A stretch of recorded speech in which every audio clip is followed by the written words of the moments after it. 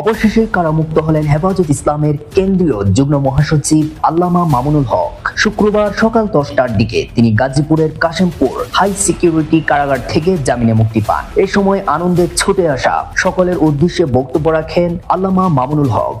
সর্বশেষ মামলার মুক্তির কাগজপত্র কারাগারে পৌঁছায় বৃহস্পতিবার বিকেলে। এ সময় কারাগারের সামনে জড়ো হন হেফাজত ইসলামের নেতা কর্মীগণ। তবে জামিনের কাগজপত্র যাচাই বাছাই করতে দেরি হওয়ায় বৃহস্পতিবার মুক্তি পাননি তিনি। সকল আনুষ্ঠানিকতা শেষে শুক্রবার সকাল 10টায় মুক্তি দেওয়া হয়। মুক্তির পর রাজধানীর মোহাম্মদপুরে যান তিনি। আসাদ গেট থেকে ফুলে সজ্জিত ছাদখোলা একটি গাড়িতে করে যান মোহাম্মদপুরের আল্লাহ করিম মসজিদের সামনে এবং আল্লামা মামুনুল হককে ঘিরে নানা স্লোগান দেন তার সমর্থকেরা। আল্লাহ পাক রব্বুল আলামিনের শুকরিয়া আদায় করি, আল্লাহর দ্বীনের কথা বলার অপরাধে যখন আমাদের সন্তানদের লাশ এবং তাদের রক্তমাখা বুলেট বিদ্ধ সেই মরদেহকে সামনে রেখে আমরা যখন আমাদের ন্যূনতম প্রতিবাদটুকু উচ্চারণ করতে গিয়েছি তখন আমাদেরকে কারারুদ্ধ করা হয়েছে,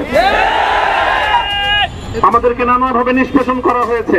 জমিনে আল্লাহর দ্বীন কায়েম করতে চাই, আমাদের তাআলা ইলা কালিমাতিন সাওয়াইন বাইনানা ওয়া বাইনাকুম এই এক মন্ত্রে উজ্জীবিত হয়ে আল্লাহর দ্বীনের ঝান্ডা সমুন্নত করবার এই আন্দোলন এবং সংগ্রামে আমি নিজেকে উৎসর্গ করার ঘোষণা করছি। এই সময় উপস্থিত ছিলেন হেফাজত ইসলামের সমর্থক ও নেতাকর্মী সহ দেশের কওমি অঙ্গনের সমর্থক সহ কওমি মাদ্রাসার ছাত্র ও শিক্ষক বৃন্দ।